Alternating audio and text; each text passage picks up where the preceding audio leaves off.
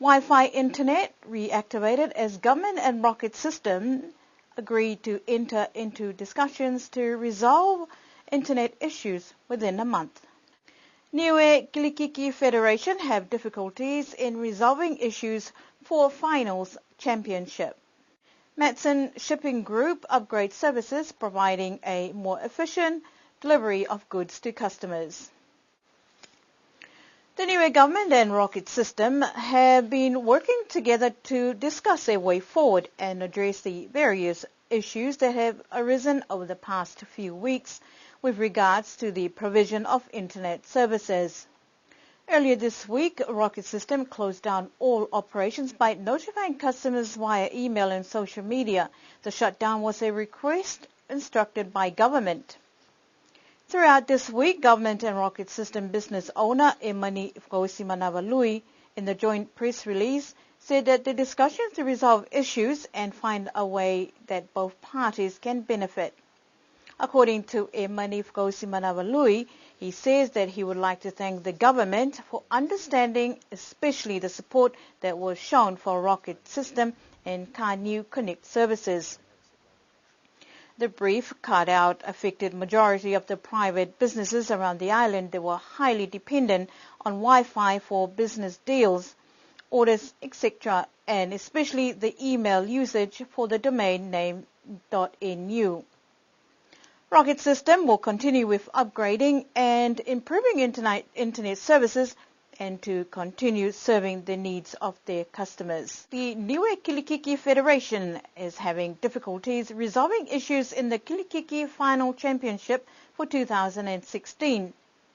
This year's Kilikiki season started off without a hitch, with village teams competing and challenging each other for the two top spots in the finals.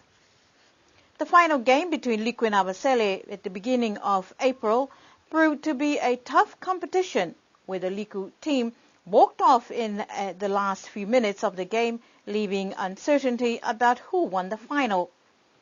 Village teams have voiced disappointment that no final decision has been made by the Kilikiki committee to rectify issues that was raised during the finals.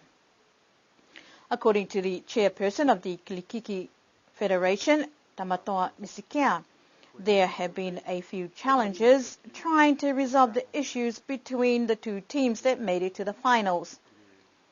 A chance has been given to the teams to have a rematch this coming Saturday before the women's Kilikiki season commences. However, if the teams are not present for the rematch, the final decision is that there will be no first and second placings. This will be the first time that this has happened, and the Kilikiki Federation have discussed the need to create a regulation that will prevent difficulties and rectify similar situations next year. Matson Shipping Group are upgrading their shipping services by providing a shipping vessel capable of holding larger cargoes for the Pacific. Matson Services been servicing Niue for the past 3 years, building a reputable reputation with business and private shippers. Mr. Vic Angigo, the Vice President of the Matson Group, says the change will benefit Niue despite Niue's size. The Niue market is important. It's not just Niue. It's part of a network, and we take pride in serving islands, Pacific Islands. We're not a worldwide carrier. We're a Pacific Island carrier, and our goal is really to make sure that we continue to provide a service to the islands. In this case, especially for Niue, we keep that every 28-day schedule, so that you can rely on product coming in every 28 days to keep the island economy going. When you look at the entire system, we're starting to see that volume will grow. We're hearing things down line here for Niue as well, that there are projects coming up, and we need to make sure that we provide sufficient capacity to the islands, and make sure that once we leave Auckland and leave Suva, that we have enough space to carry the cargoes throughout the network. So part of it is to ensure we do that. As our ships come off charter, we increase the size of these ships to make sure we continue to provide these services, especially as the economies grow or projects continue to come about. As far as schedule, no change in schedule, right? It's still consistently every 28 days.